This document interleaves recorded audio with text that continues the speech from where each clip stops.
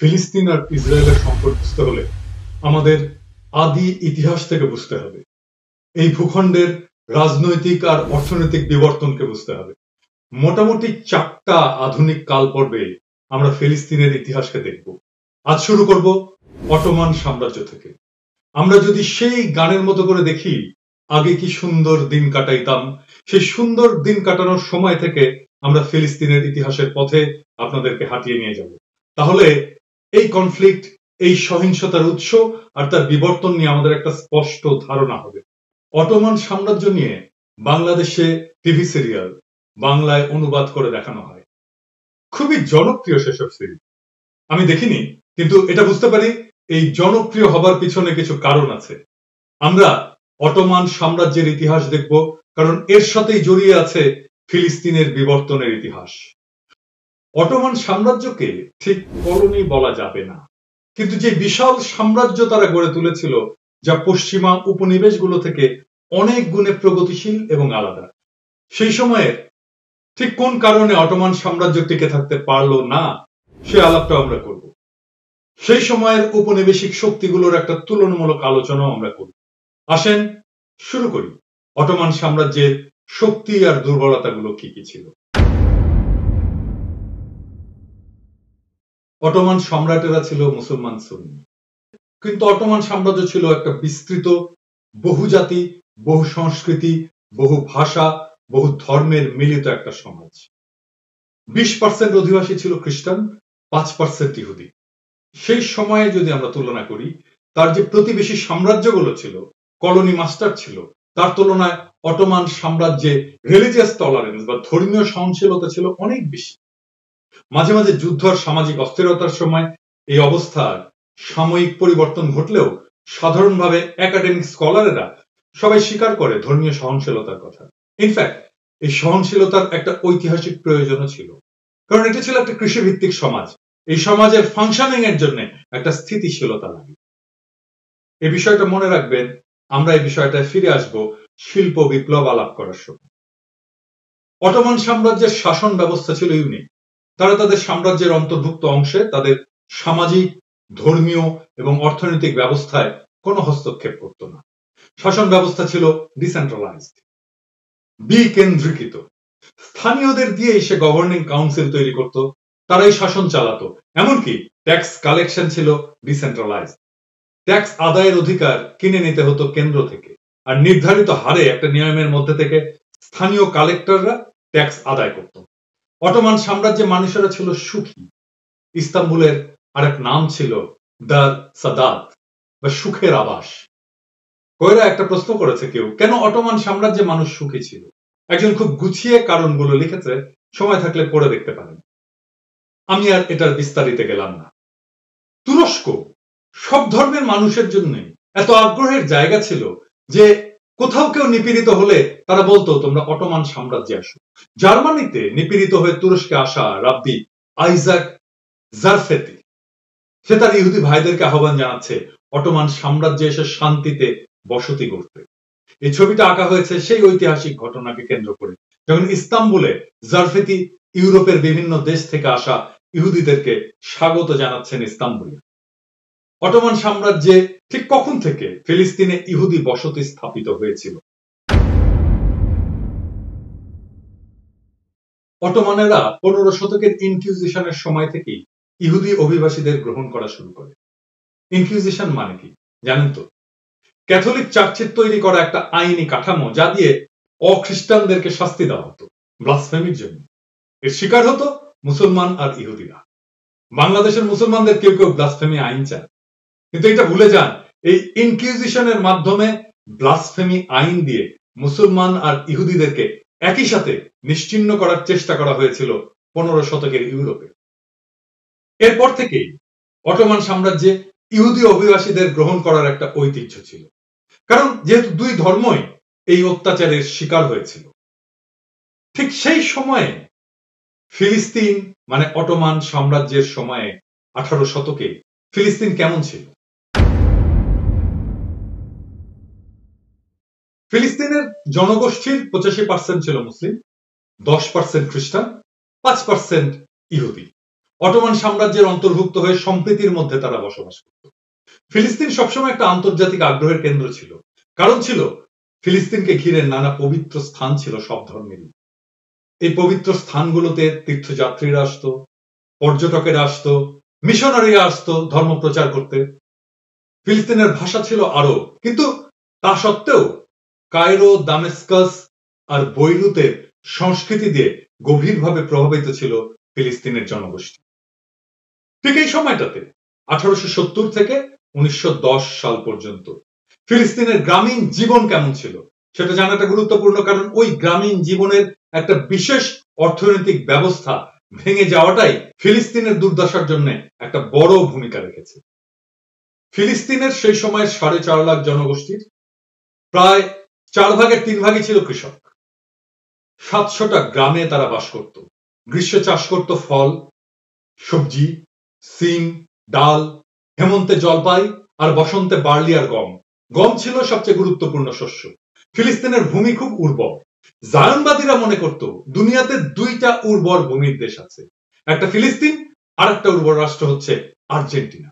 এই দুইটাই ইহুদি রাষ্ট্র স্থাপনের জন্য নির্বাচিত হয়েছিল, কারণ তারা মনে করত এই দুটো বসতি উর্বর জায়গা। সেই ইতিহাসে আমরা পরবর্তী পর্বগুলোতে আসব।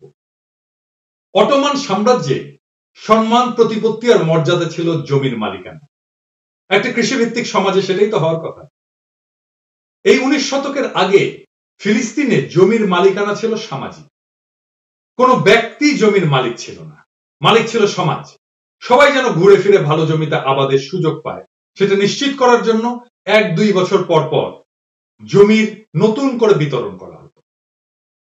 ফলে সবাই জমিতে ঘুরে ঘুরে ফসল ফলানোর অধিকার পেত। এর মধ্যে আর একটা ঘটনা ঘটে। ঘটনাটা কি? সারা ইউরোপে শিল্প বিপ্লব। শিল্প বিপ্লব নিয়ে এলো জাতীয়তাবাদের ধারণা। শিল্প বিপ্লবের উপজাত যে জাতীয়তাবাদ, সেটা আপনি জানতে পারবেন আর্নেস্ট গেলনারের নেশন অ্যান্ড ন্যাশনালিজম বইতে। 1983 সালে প্রকাশিত এই বইয়ে তিনি যুক্তি দিয়েছিলেন যে জাতীয়তাবাদ শিল্প বিপ্লবের একটা উপজাত। গেলনার বলছেন যে শিল্পায়নের ফলে সংগঠিত সামাজিক, অর্থনৈতিক এবং সাংস্কৃতিক যে পরিবর্তনগুলি হয় তা জাতীয়তাবাদের উত্থানের জন্য প্রয়োজনীয় শর্ত তৈরি করে। তিনি বলেছিলেন যে একটা শিল্পায়িত সমাজের জন্য একটা স্ট্যান্ডার্ডাইজ, শিক্ষিত এবং মোবাইল কর্মশক্তির প্রয়োজন আছে, আর তার জন্য রাষ্ট্রকে প্রচার করতে হয় সাধারণ সংস্কৃতি এবং ভাষার, সেটাই জাতীয়তাবাদ। এই প্রক্রিয়ায় জাতির উত্থান এবং জাতীয়তাবাদী মতাদর্শের বিস্তার ঘটায়। সুতরাং গেলনারের মতে জাতীয়তাবাদ ইন্ডাস্ট্রিয়াল সোসাইটির নতুন অর্থনৈতিক এবং সামাজিক প্রয়োজন মেটানোর জন্যই উদ্ভূত হয়। আর উল্টো দিকে কৃষিভিত্তিক সমাজের জন্য দরকার একটা স্থিতিশীল সমাজ। কৃষক যেন জমির পাশে থাকে। স্থিতিশীল কৃষি কর্মী বা কৃষক যেন শতাব্দীর পর শতাব্দী একই জায়গায় কৃষি কাজ করে। আর শিল্পের জন্য দরকার একটা মোবাইল কর্মশক্তি, যে এক জায়গা থেকে আর এক জায়গায় যেতে পারে সহসা। যাই হোক, এই 19 শতকে জাতীয়তাবাদী ধারণা সারা ইউরোপে ছড়িয়ে পড়ে। জাতীয়তাবাদীরা গল্প শোনাতে থাকলো জাতির উৎস নিয়ে, তার বৈশিষ্ট্য নিয়ে, তার ঐতিহাসিক বিজয় নিয়ে। বুলগেরিয়ানরা সেই 681 সালে বাইজেন্টাইনিয়ান সাম্রাজ্য থেকে তাদের মুক্তিকে সেলিব্রেট করা শুরু করল। সার্বরা স্মরণ করতে শুরু করলো 1389 সালের কসোভের যুদ্ধের কথা। ফরাসিরা 1331-এ জোয়ান অফ আর্কের আত্মত্যাগকে স্মরণ করতে শুরু করলো। অটোমান সাম্রাজ্যের অংশ গ্রিসে শুরু হলো জাতীয়তাবাদী স্বাধীনতার সংগ্রাম। ফুসলালো ইংল্যান্ড, সাপোর্ট দিল ইংল্যান্ড। গ্রিসে সেই সময় কৃষিভিত্তিক সমাজ ছিল, জাতীয়তাবাদের উত্থানের কোনো শর্ত ছিল না। এই জাতীয়তাবাদী আন্দোলন ছিল আরোপিত। শুধু গ্রিস না, বলকান অঞ্চলে সার্বিয়াকে হারালো অটোমান সাম্রাজ্য, গ্রিস হারালো 1830 সালে, রোমানিয়া হারালো 1878 সালে, 1830 সালে হারালো আলজেরিয়া ফ্রেঞ্চদের কাছে, 1881 সালে তিউনিসিয়া হারালো ফ্রেঞ্চদের কাছে। মানে শিল্পায়িত ইউরোপ অটোমান সাম্রাজ্যকে খুবলে খুবলে খেতে শুরু করলো এক এক করে। কিন্তু কোনটা হয়, সরাসরি ইউরোপের কলোনি হয়ে গেল, অথবা ইউরোপের কোন একটা দেশের আশ্রিত নয়া উপনিবেশ হলো। গ্রিস তাই হলো। এইবার আসেন বাংলাদেশ প্রসঙ্গে। এটাকে আমরা বাংলাদেশের তথাকথিত স্বাধীনতা যুদ্ধের সাথে মিলিয়ে দেখব, মজার আলাপ আছে।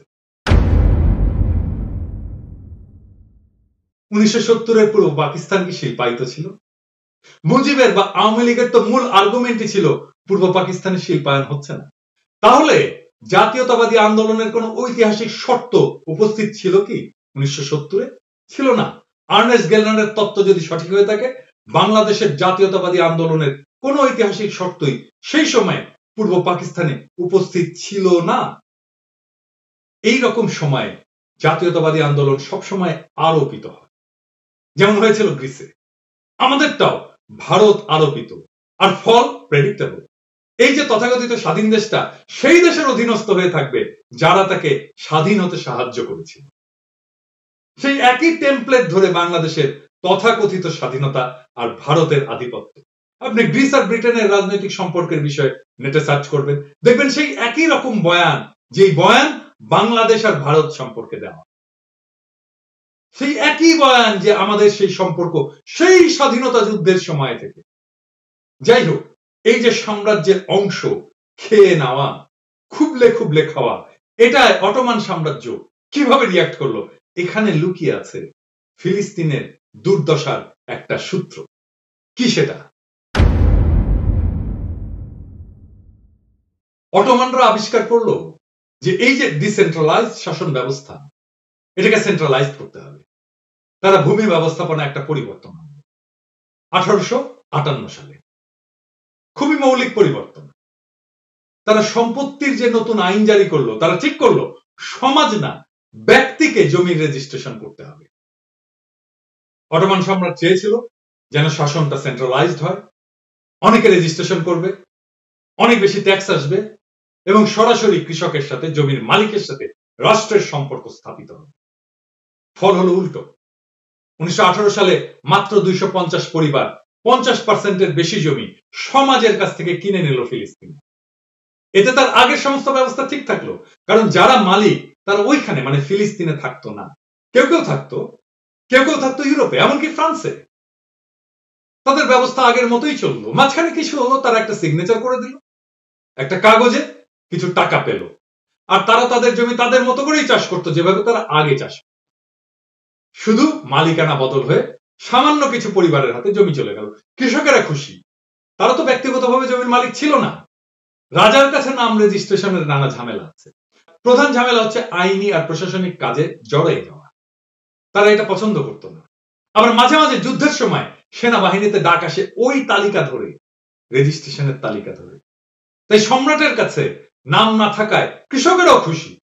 কিন্তু এইটাই হয়ে উঠলো ফিলিস্তিনের মৃত্যুকূপ। আমরা এই জায়গায় ফিরে আসবো। এবার আসেন আমরা দেখে নিই সেই সময় ফিলিস্তিনের নগর জীবন কেমন ছিল। এই আলাপটা আমাদের পরবর্তী সময়গুলোতে কাজে লাগবে।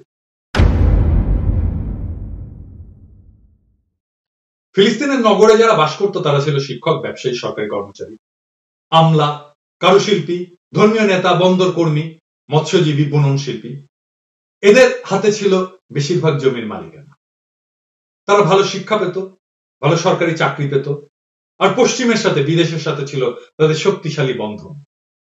সব দেশের বড় লোকদের যা হয় আর। ফিলিস্তিনের মূল সমস্যা কিন্তু নগরে শুরু হয়নি, মূল সমস্যা শুরু হয়েছিল গ্রামে। ফিলিস্তিনের অর্থনৈতিক প্রবৃদ্ধি নির্ভর করত মূলত খাদ্যদ্রব্য রপ্তানিতে। গম, বার্লি, জলপাই, তুলা, তামাক, তিল, কমলা আর সাবান। গম যেত ফ্রান্স আর ইতালিতে, লন্ডনে যেত বার্লি। ফিলিস্তিনের জাফা কর্মা ছিল পৃথিবী বিখ্যাত। আর 1914 সালে এই কমলাই ছিল ফিলিস্তিনের সর্বোচ্চ রপ্তানিকৃত পণ্য। এছাড়া পর্যটনের অর্থ ছিল গুরুত্বপূর্ণ। সেই সময় সম্প্রদায়গুলোর মধ্যে সম্পর্ক কেমন ছিল? খুবই চমৎকার সম্পর্ক ছিল। সব ধর্মের লোকেরা একই লোকালয়ে থাকতো, একই রাস্তায় পাশাপাশি বাস করত, একই দোকান থেকে জিনিসপত্র কিনত, সব ধর্মের বাচ্চারা একসাথে খেলাধুলা করত।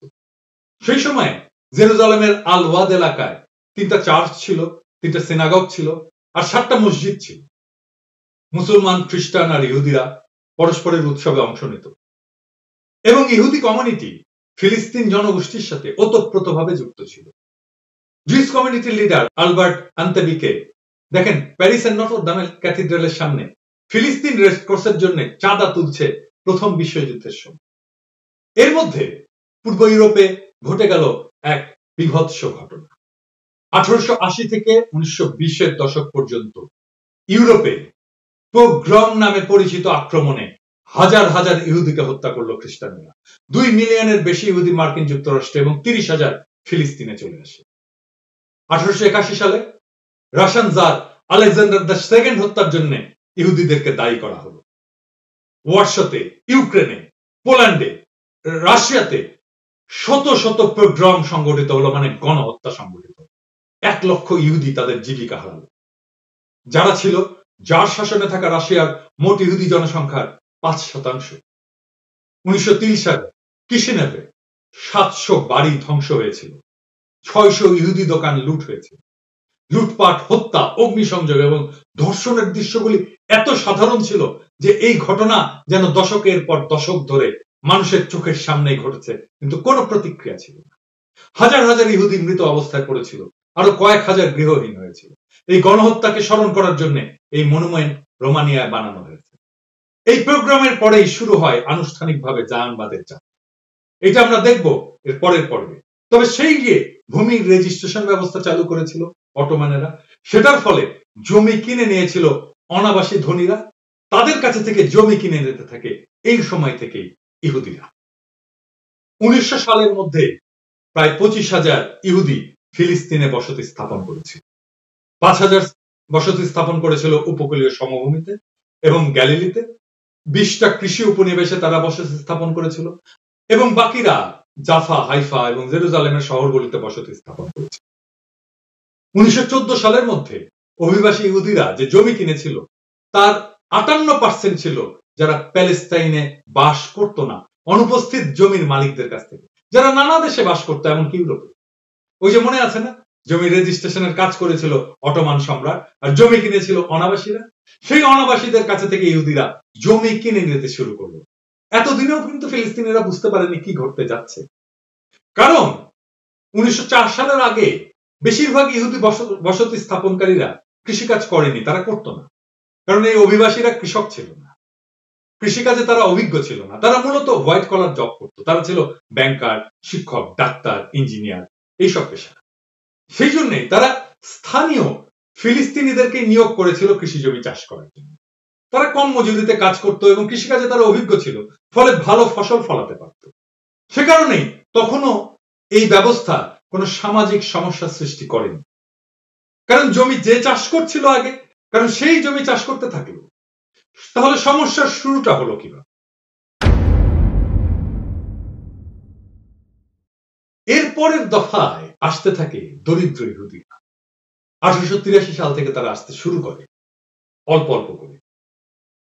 তখন এই ইহুদি মালিকেরা, যারা তখন কৃষিকাজ করতো না, ফিলিস্তিনি কৃষকদের বলে যে এই দরিদ্র ইহুদিদেরকে জমি ছেড়ে দিতে হবে, কারণ তারা তখন ওই জমিতে চাষাবাস করবে। রাতারাতি উচ্ছেদ হয়ে গেল তারা তাদের জমিতে। ঠিক যেইভাবে চিরস্থায়ী বন্দোবস্তের মাধ্যমে আমাদের পূর্বপুরুষেরা জমি হারিয়েছিল কলকাতার হিন্দু জমিদারদের হাতে। 1882 থেকে 1929 সাল পর্যন্ত ওয়াদি আল হাওয়াইদ এবং মার্জ ইবনে আমির থেকে 8,000 ফিলিস্তিনিদেরকে বাড়ি থেকে উচ্ছেদ করা হয়।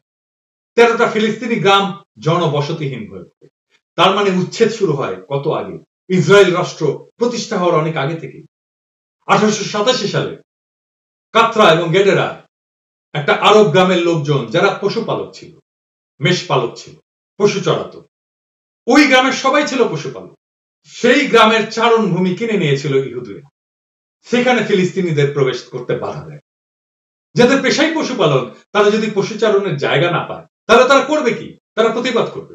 প্রতিবাদ করলো, শুরু হলো সহিংসতা। প্রথম সহিংসতার শুরু ফিলিস্তিনে। একই ঘটনা ঘটলো 1892 সালে রেহব এবং পার্শ্ববর্তী গ্রামে জারুনকানা এবং পরে সুটেরিয়া যেখানে বেদুইন উপজাতিরা থাকতো, তারাও পশু চড়াতো, সেই পশু চড়ানোর জায়গা বন্ধ করে দিল, কারণ ওই জায়গা ইহুদিরা কিনে নিয়েছে। ওইখানেও সহিংসতা ছড়িয়ে পড়ে। 1895 সালে গ্যালিলিতে যারা বসতি স্থাপন করেছিল তারা স্থানীয় আরবদেরকে সরিয়ে দেয়, ওখানেও সহিংসতা ছড়িয়ে পড়ে। ফিলিস্তিনের সহিংসতা ইসরায়েল রাষ্ট্র সৃষ্টির পর থেকে না, অনেক আগে থেকে শুরু হয়েছিল। ফিলিস্তিনিদের উচ্ছেদের অনেক আগে থেকেই অটোমান সাম্রাজ্যে ইহুদিরা ফিলিস্তিনে গেড়ে বসতে থাকে।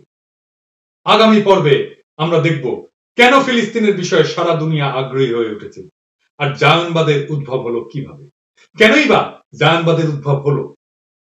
তীব্র ইহুদি বিরোধী পশ্চিম এবং বিশেষ করে ইউরোপ জায়নবাদকে কেন সমর্থন করতে শুরু করল? পরের পর্বের জন্য সাথেই থাকুন, ফিলিস্তিনের সাথেই থাকুন। মনে রাখবেন, আমাদের স্বাধীনতা সম্পূর্ণ হবে না যতদিন ফিলিস্তিন স্বাধীন না হবে।